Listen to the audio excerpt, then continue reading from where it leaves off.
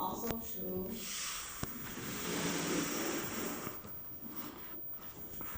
That exists P times A equal to L times U. How do you prove it?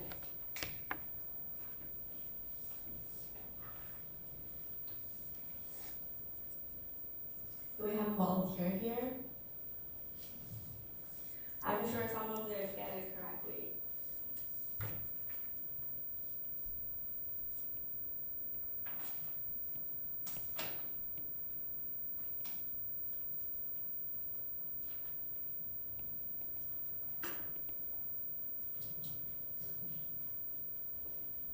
So we follow the textbook to say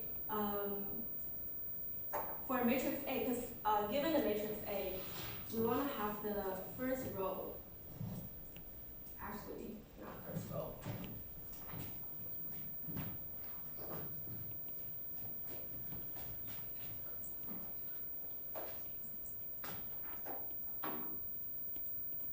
Given the matrix A, we want to have this first entry to be the largest one in the first row in the absolute value.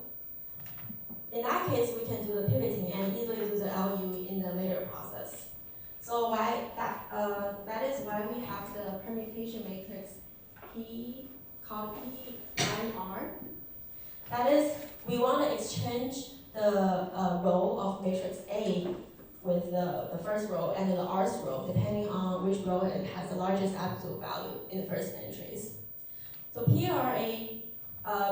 P1R times A will give us a matrix that could be LU decomposed. And then this, let's say, is equal to alpha. WT.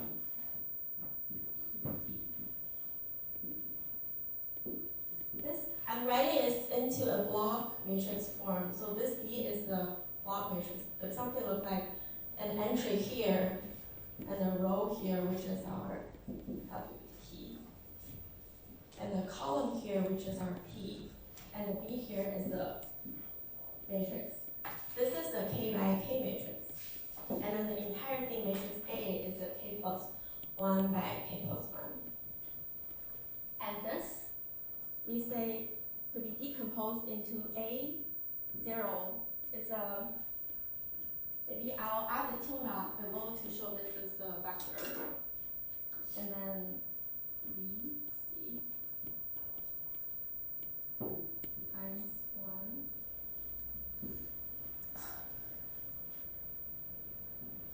This I is again the K by K identity matrix. And then you can, later on, the main idea will be using this C, which is the K by K matrix, can be LU decomposed, and then we prove the matrix A, or P times A, could be LU decomposed.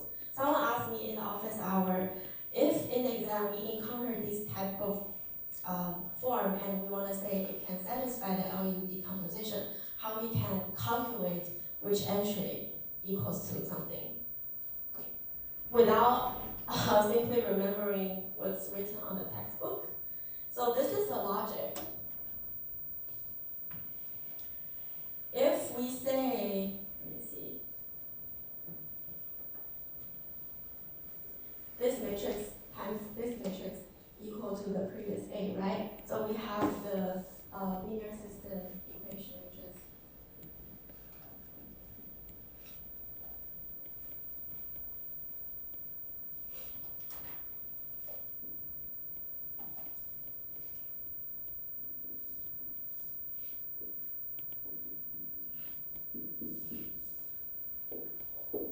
what I'm doing here, this system is simply calculating each entry equal to the multiplication of these two matrices. So we will have our first equation, that is MT equals to WT over B equals to P, C equal to minus P.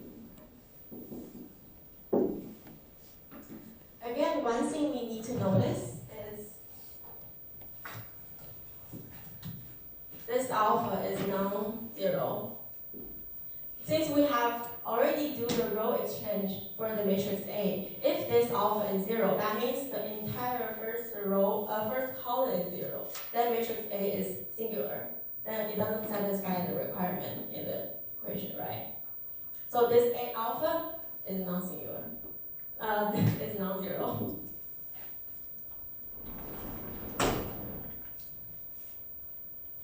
Any questions so far?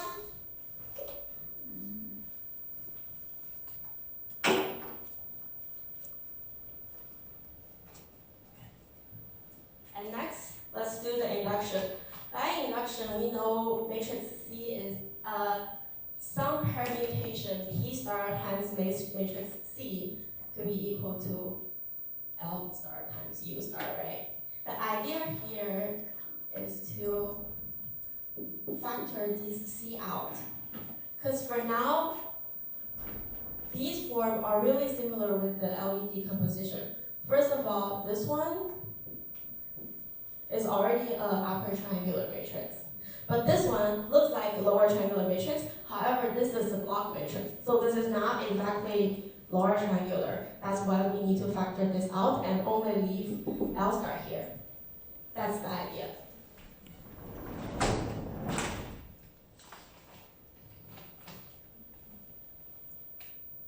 Question? Is that zero vector transpose? Which one?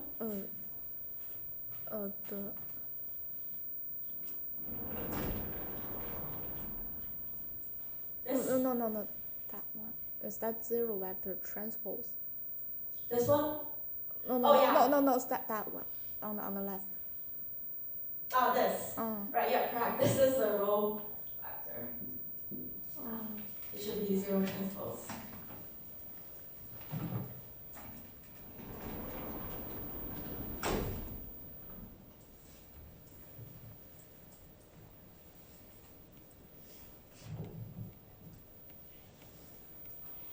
This one is correct, not right. Okay. So next, later, what we want to do is, first of all, we should have the form of P star times C, right? To have this form, but we want to have the first row of matrix A to be unchanged. So we times a matrix called 1, and then P star onto the previous matrix, onto the PIR matrix A. So this will be the 1 P star times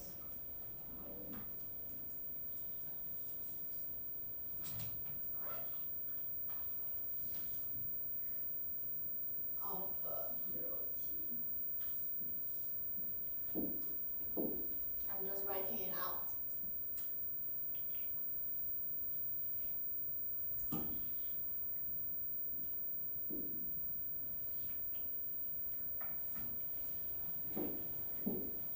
It will be equal to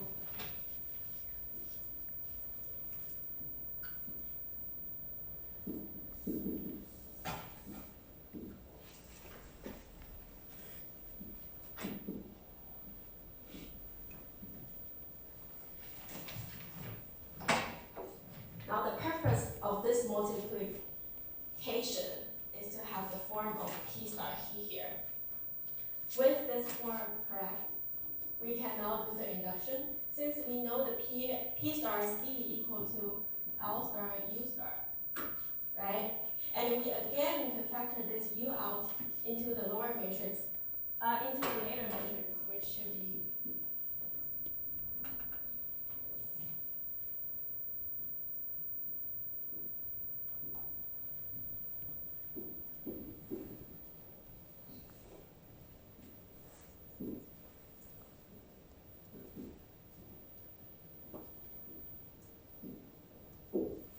given the probability of the matrix multiplication. And this is now the lower triangular matrix, and this is now the upper triangular matrix here. And the, one more thing. we prove our A could be PA equal to L star U star. And this P is equal to this times our previous row exchange for row 1 and row R. And that will complete the proof. Any questions?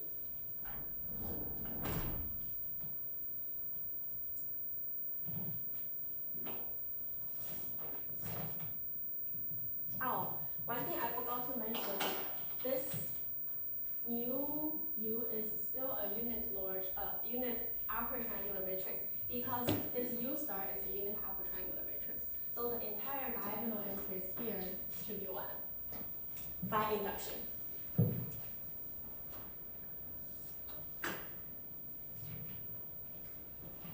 Question?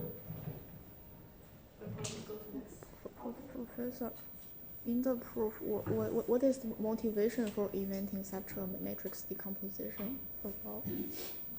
What is the purpose for inventing this LU decomposition? No, the upper one, alpha and 0 transpose vector V and block C product with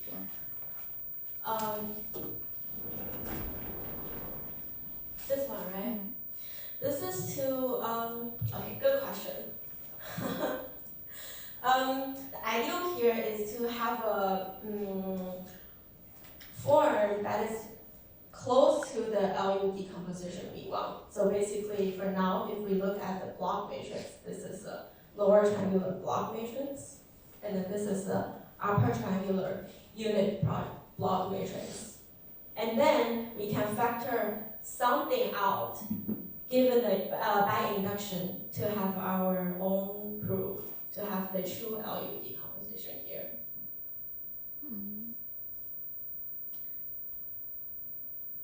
Make sense?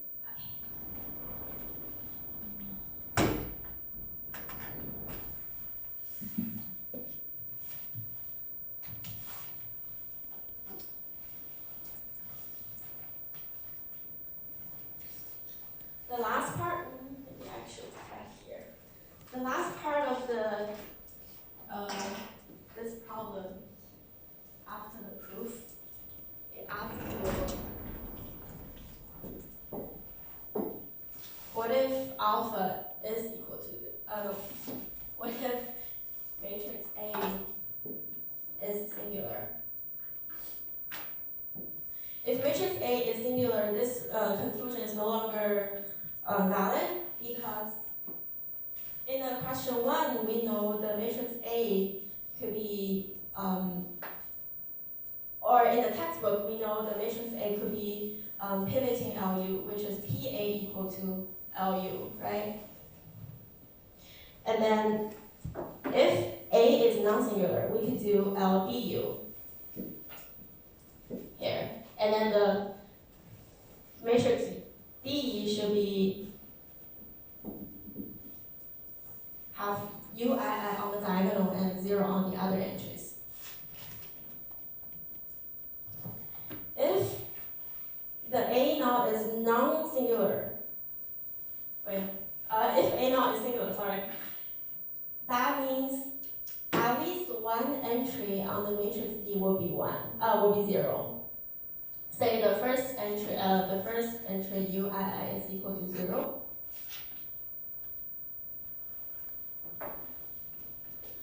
Our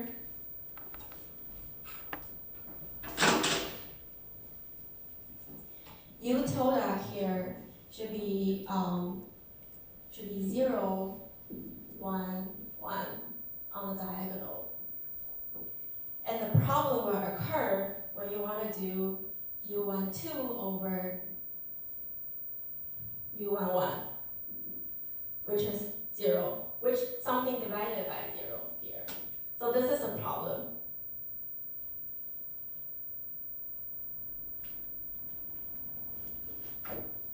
So that tells us this pivoting LU decomposition to have a unit upper triangular U is no longer valid. out the singular matrix like 0, 0, 1, 3. And you can find this, you could no longer find the pivoting LU decomposition given our constraints. Question?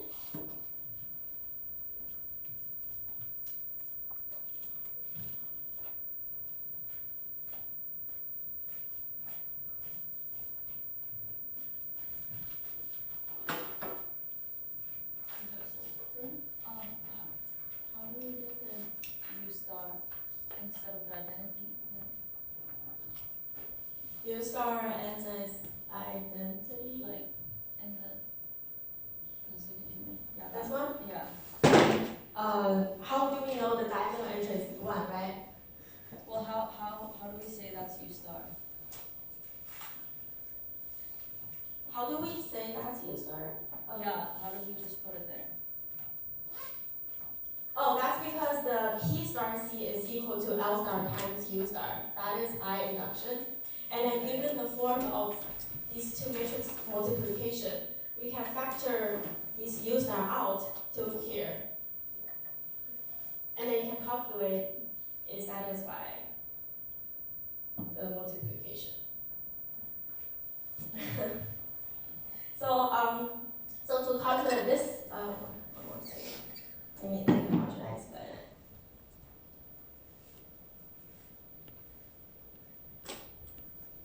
Okay, I can write this out. So previously, if we do multiplication in here, the first entry will be alpha, second entry will be alpha times mt.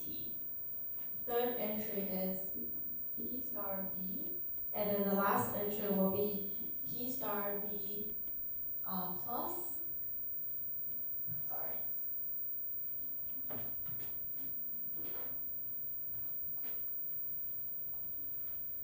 P star B times M transpose plus P star C, right? To do the multiplication here. But this one, we keep everything else the same. Again, in the first entry, we can calculate this alpha, second is alpha mt. This is P star C. And then if we do the multiplication here and here, we again get P star B mt plus L star times U star. So that is how we factor these U star out.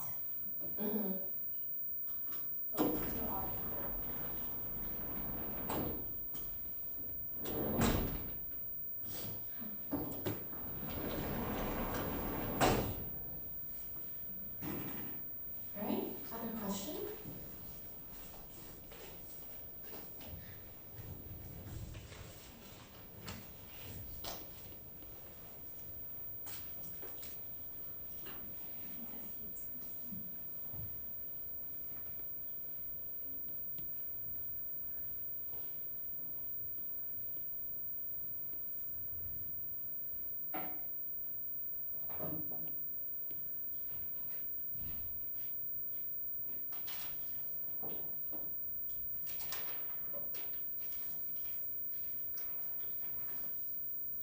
Okay, question 3, we have the lower triangular matrix, which is also non-singular.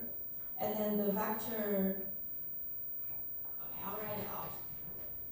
We have the equation L, Y, times B. This is the non-singular lower triangular matrix. And the question wanting to prove if B1 to Bk is equal to 0, then we want to prove Y1 to Yk is also equal to 0.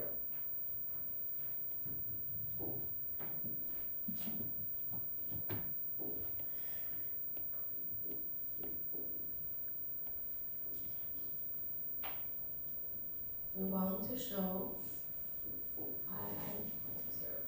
And we actually have the hint here. To write out the matrix L into the block matrix L1,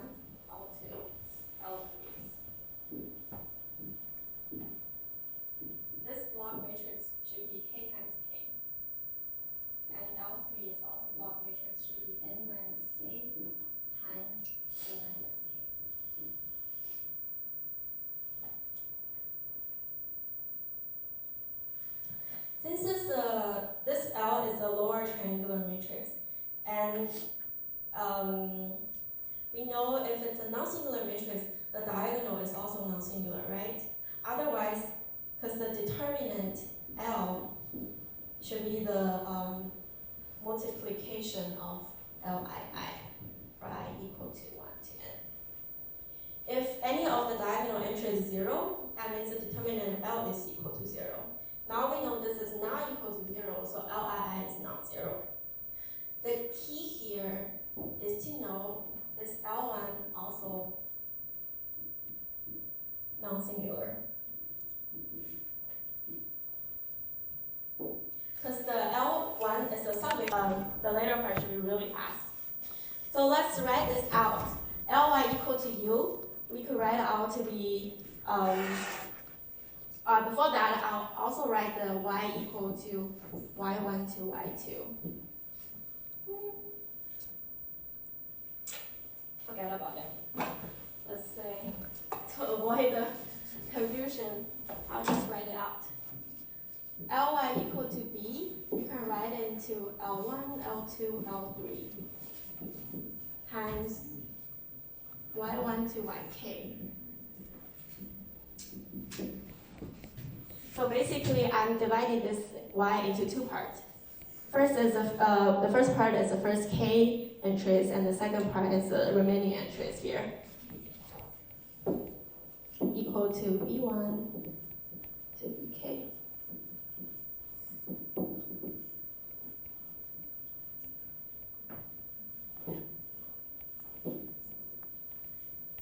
We only consider the upper part, so which is the first part.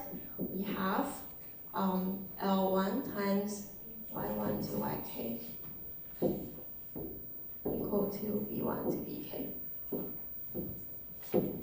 Why is that? Because the L is the lower triangular matrix again, so this part is 0.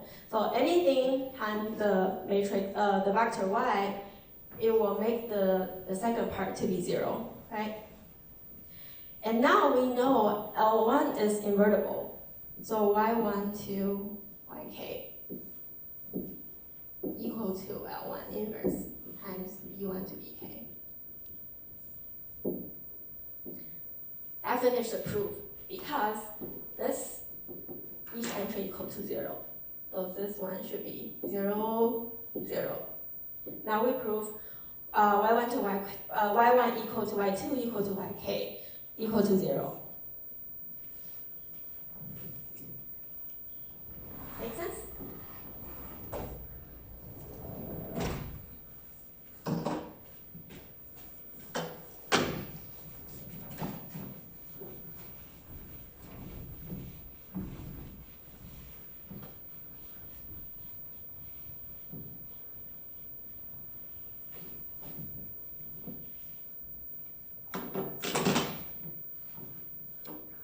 The second one is actually the modification for the first part.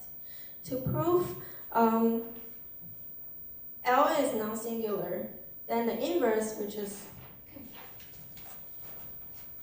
L inverse, is also a lower triangular matrix.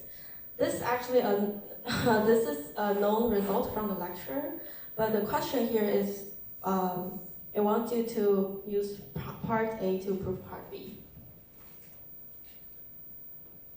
And the hint is, by properly choosing different vector B, you could find the structure of L inverse. From the part A, we know if B1 equal to B2 equal to BK equal to 0, right? So we start with trying, let's say, B1 equal to 0. Like only the first entry is equal to 0, or we have.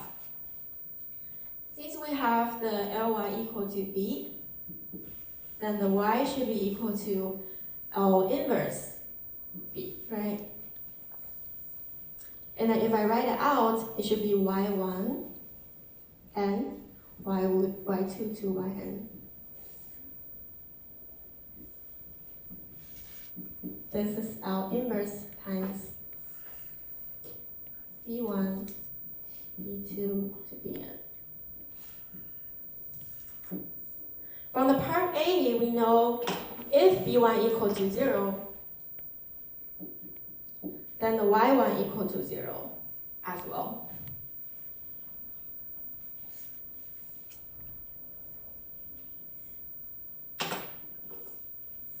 And now we know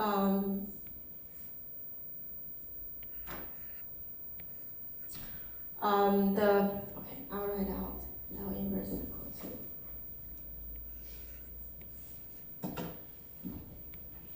to. Let's say L inverse equal to P11, P12 to P1n, and then the remaining part. Things that we don't know.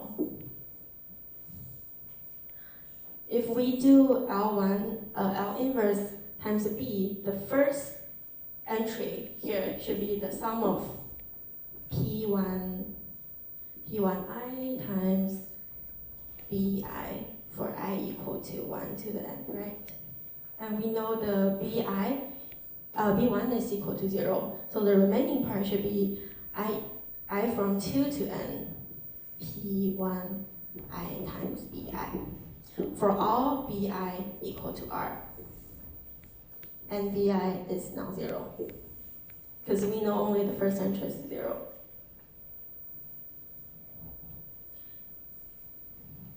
Actually, it doesn't have to be 0. What I mean is for all Bi is in R, B2 is non-zero. And at least one of B1 to Bn is non-zero. So this will give us P1i equal to 0 for I larger or equal to 2, smaller than n. That tells us if B1 equal to 0, this part is all 0. And then we repeat this process. We choose B1 equal to B2 equal to 0. And it will tell us the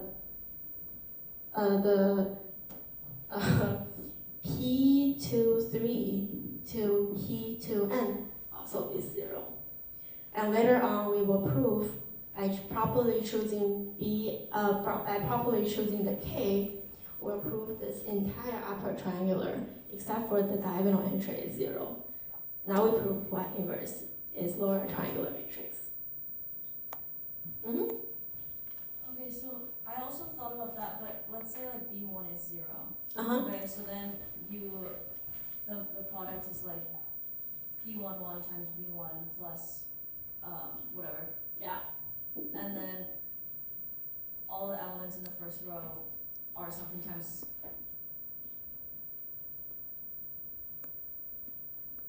Wait, Mm-hmm. is it like all of them are like it's 0, 0, 0, 0, 0, 0, 0, 0, 1? Which one? B? For B, yeah. For B, you mean the first row, right? For the first row to be 0, what I mean is B equal to 0 and something else. And this something else could be anything. B2 is also 0? B2 couldn't be 0, because we choose the B1 equal to 0. So the first one consecutive entry should be 0. And if we choose K equal to 2, it should be first two consecutive entries to be 0. So for B, this entry shouldn't be equal to 0. But the remaining part doesn't really matter. But then it says B2 is equal to 0 there, like right there. Uh-huh. I wrote it right there. This one, I mean, when you choose K equal to 2, and then we have B1 equal to B2 equal to 0. But this will help us to prove the first row here equal to 0. Does it make sense? So wait, because then but then B is changing for each step though. Like, okay, the first row we say B1 is 0, Mm-hmm. and then nothing else is 0. Yeah. But then, couldn't we find P12 to P1n, and like their sum somehow also add to 0, which would mean that would be B2 to Bn wouldn't necessarily all have to be non-zero?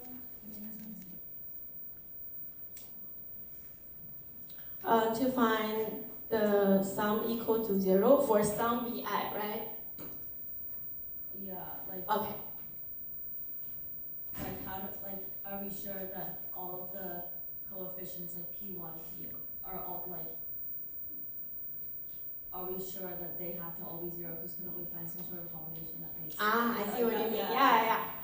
Okay, I could find the example here. Can I erase this part?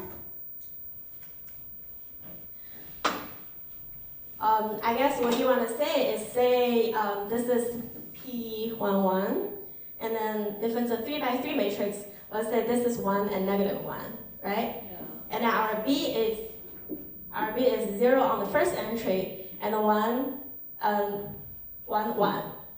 These combination will give us 0, but the first row is non-zero, right? Is that what you mean? Okay, so the ideal here is, yes, if you have a given B, you could definitely find some part of the combination in the first row, except for P11, that can give you the 0. But the idea here is you could freely choose B, and then this should satisfy all the choice. So for all BI in R. And then the only constraint is B2 is non-zero. So if you choose 1, 1 here to make this equal to 0, for the other choice, like 2, 1, this is no longer 0.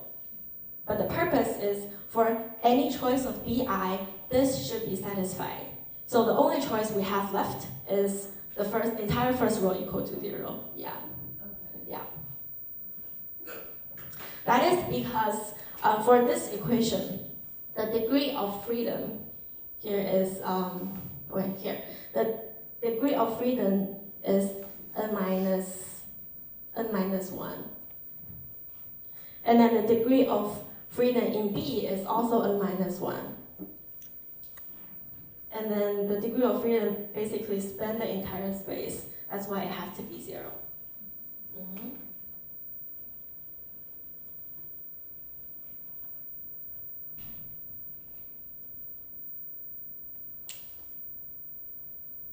Make sense? Okay. Yeah, sounds good. I think that's all our homework. Next.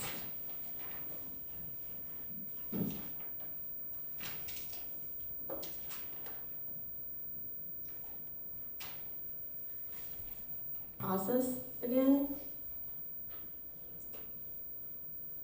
Or it's clear.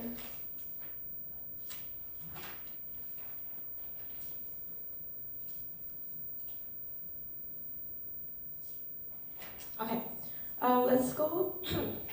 Let's talk about the enrichment a little bit before we go to the code, because I kind of need a structure to talk about. First of all, I guess who knows what's inner product and the property of inner product? Okay, let's talk about inner product first. The inner product looks like this in bracket. It's actually a function. In our class, it should be two vectors go to R. It will be really different in, for example, functional analysis or something else, but let's keep it simple. So the inner product has several properties. A, B, if it's in the real space. And then A is larger or equal to 0. And this equality only satisfies when A equals to 0. That is A equal to 0. If only if A equal to 0. What else? And then the linearity.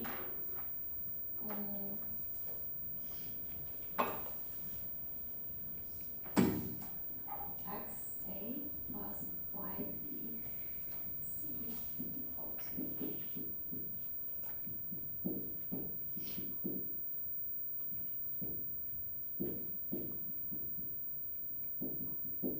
X, Y are scalar. If X and Y are scalar, our inner product satisfy the linearity. This is inner product. But all this to say is, if A is perpendicular to B,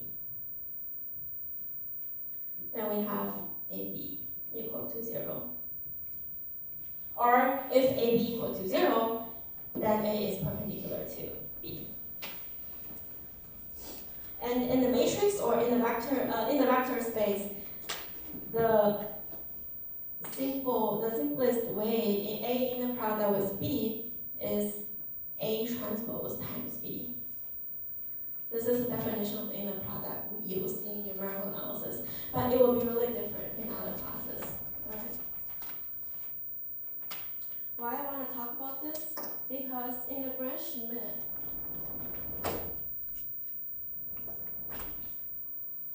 all we use is of the orthogonality of the vectors, which is the inner product is equal to 0.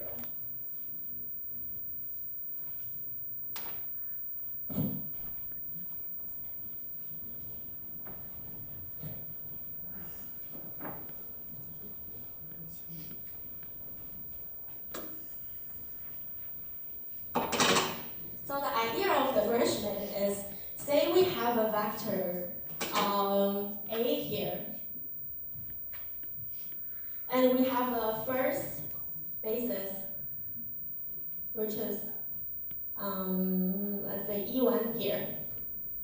And we want to find, given vector A, we want to find another vector, which is perpendicular to E1.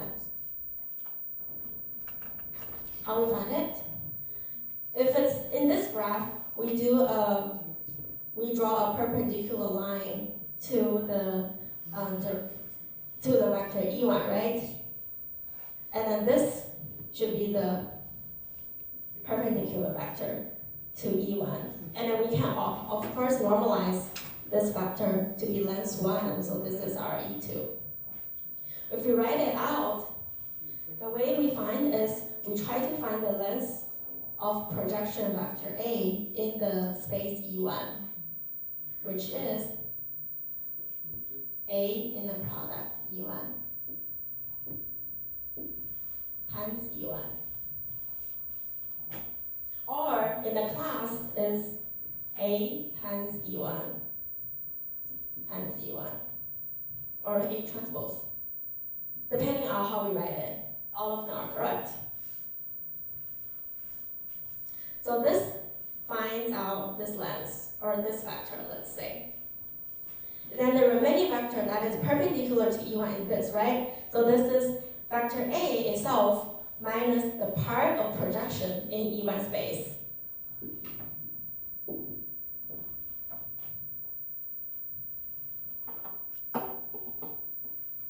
Maybe I should erase the vector part for simplicity. And say if we have a 2 vector,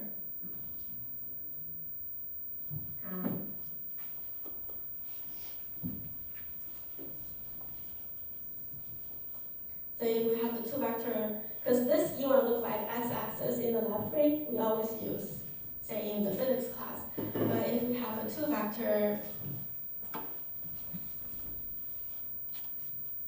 I was trying to draw a vector that is not exactly horizontal or exactly vertical.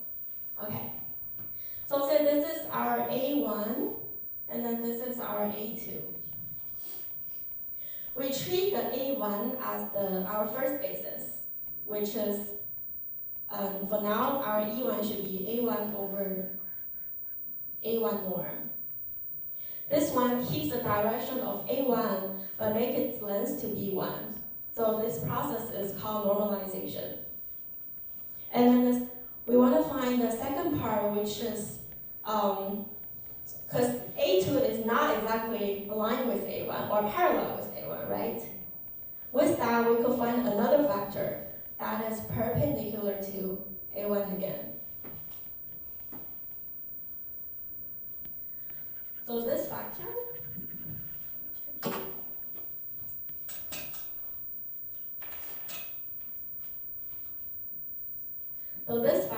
equal to A2 minus the projection of A2 in A1. And we do the normalization. Again, times A1. This will help us to keep the direction. This equation equal to is representing this vector. And this is our U2. To find our E2, we just need to normalize U2, which is E2 equal to U2 over normal U2. Either way, if X inner product with X, this is defining the norm of X squared. Norm of X squared.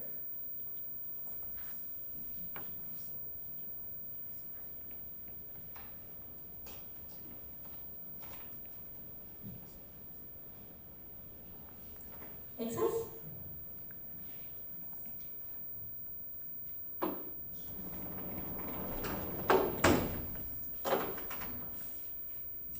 So we got the Gram-Schmidt process given the orthogonality I talked previously. So we have the matrix A. Each column is A1 to AN.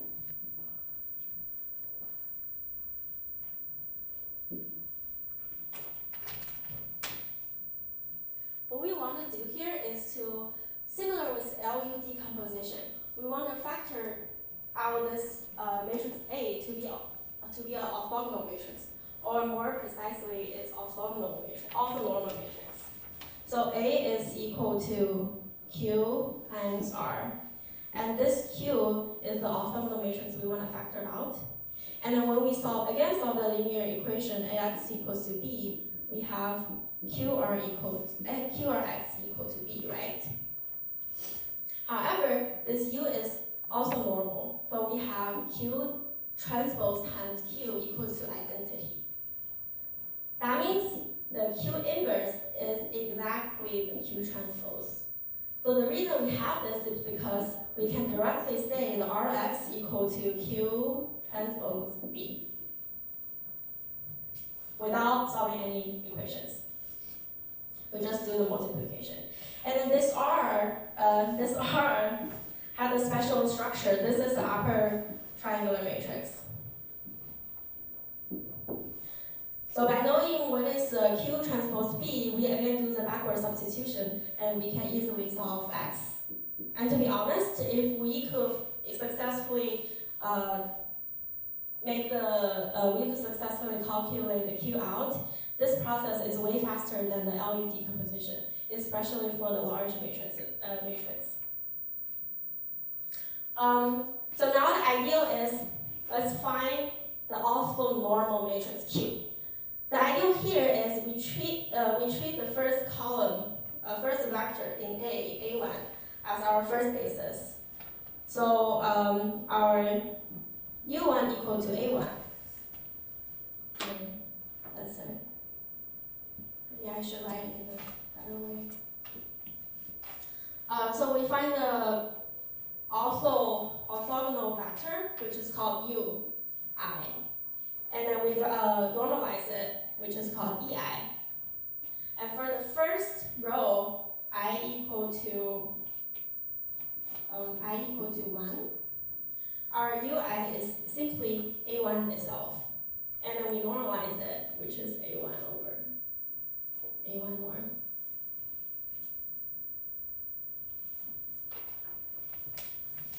For the second row, for the second column, A2 here, we first need to subtract the projection in A1 space, or E1 space, right? So we need to do A2 minus A2 inner product with A1.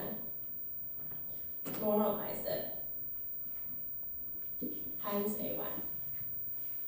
That's the remaining part in A2 that is perpendicular to U1. And then we also normalize it. The E2 equal to U2 over U2 norm.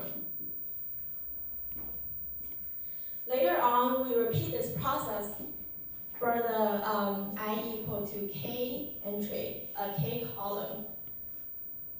The UK should be equal to AK. So in the case entry, this column, minus the sum of the projection in the previous space, which is I equal to 1 to K minus 1. AK inner product with Ki over the norm of AI times AI itself. Sorry, never mind. My bad. This is UI.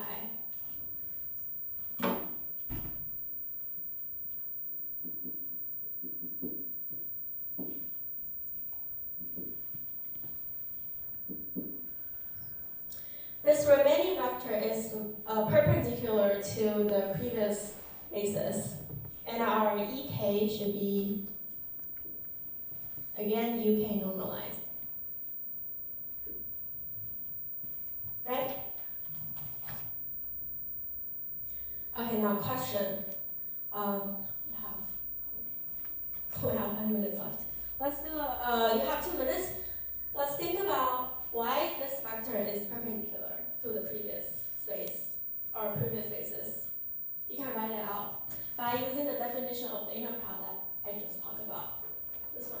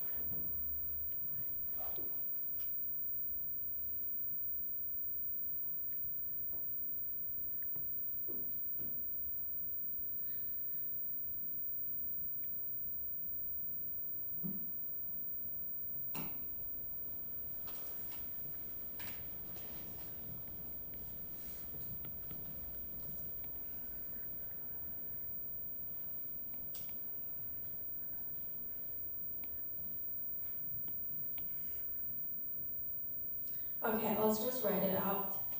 For the case entry, for the case column, the inner product of AK times UI for I smaller or equal to K minus 1.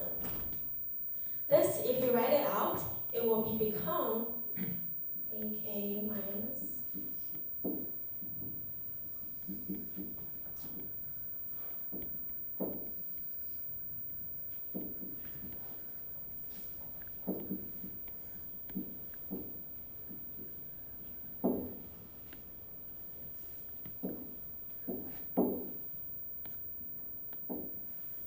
times UI. Maybe I should use J here for the clarification. J in between 1 and K minus 1, right? This is a projection of AK in the previous spaces. And if you write it out, it will be AK times UI minus the sum of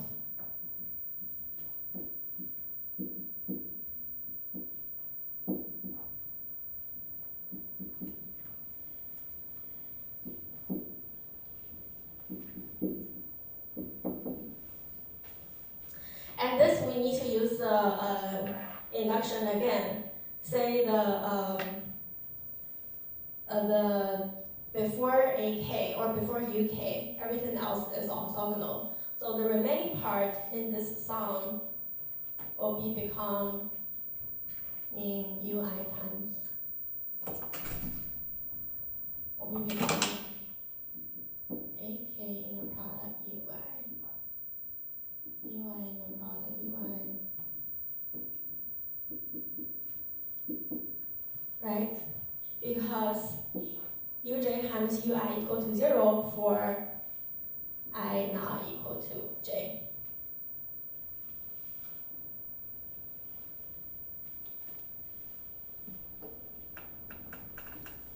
And then we delete this part. Now the entire equation is equal to 0.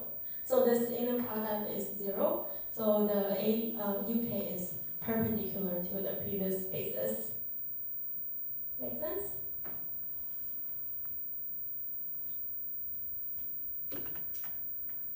Okay, so this is why we use the QR decomposition and how we do the Gresham.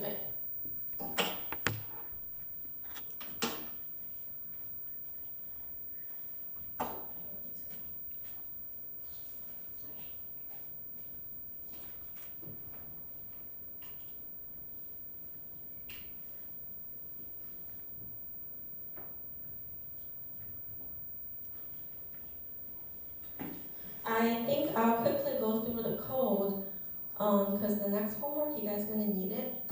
But everything else, I guess Professor leaves the comments properly with the code. So it doesn't really take much time to understand what's going on. For QR and GIS.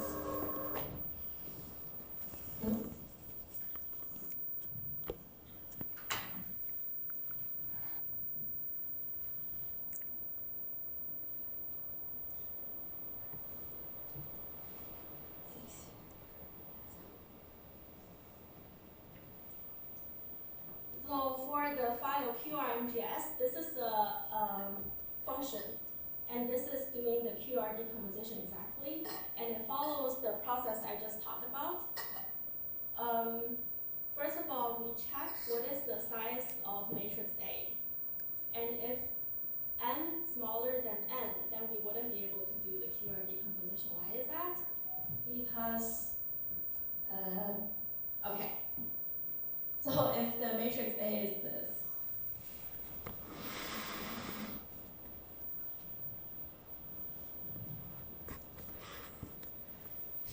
we have n columns, but we only have n rows.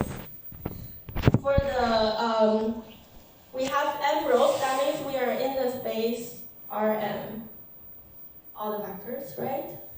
But if n is smaller than,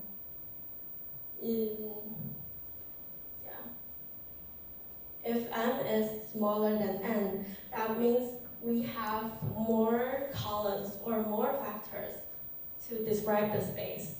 For the Rn space, the most bases, or the basic number of bases we need is n bases, right? But we have more columns.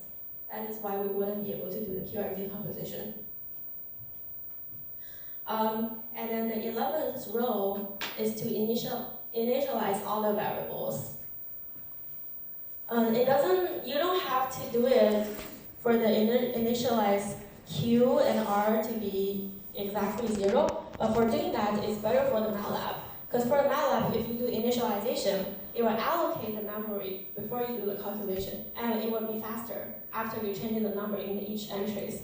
Otherwise, the computer would just have the memory here and adding on to the previous memory, which is slower. For the really large matrices, it really matters. And then for the part 14 to 21, this is exactly the QR decomposition. However, this is called modified Gresham method. It's the same calculation process, it's just which one you calculate first and which one you calculate later. And this modified Gresham method will be better for the stabilization in the MATLAB.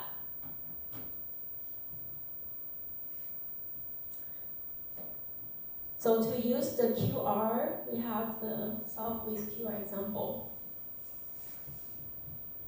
So let's say n is equal to 1,000. So we have the matrix 1,000 times 1,000. And we have the B, which is also 1,000 entries vectors. And this QR, again, using the function we just talked about, to factor this matrix A out to be matrix Q, which is also normal, and matrix R. And this QB exactly is what I talk about, A equal to QR. So AX equal to QRX equal to B, right? And then this Q is also normal. We have Rx equal to Q transpose B. In the MATLAB, this Q transpose is Q prime for the easier cases. Or you can also do, if I'm remembering correctly, it should be transpose Q. It's a building function. I'll always use Q prime. Question? Oh, okay. I'll always use Q prime for the simplicity. So this QB, variable QB is exactly what I say Q transpose times B. And then we initialize what is the X again for allocating the memory beforehand. And then this Xn is how we do the backward substitution. Because we now have Rx equal to QB, which is R per triangular matrix times x1 to xn equal to QB, right?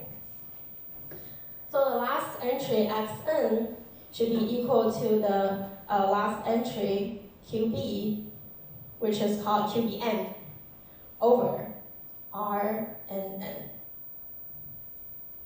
This is this line. And then the line 24 to the class ends at 12:30, right? Hmm? Huh? Oh. Okay. All right. 2 more minutes. So this line 24 to 27 is exactly the like the remaining part of the backward substitution. I will not talk about it later. And then what I want to mention again is this tick and top. This is used for MATLAB to calculating the time it will use for running the code in between the tick and the top, which is this part. So what we do is, why we have it here, because I want to compare with the LU decomposition. So I have the tick and top for the LU decomposition again, and let's run it and see. For the 1,000 to 1,000, yeah.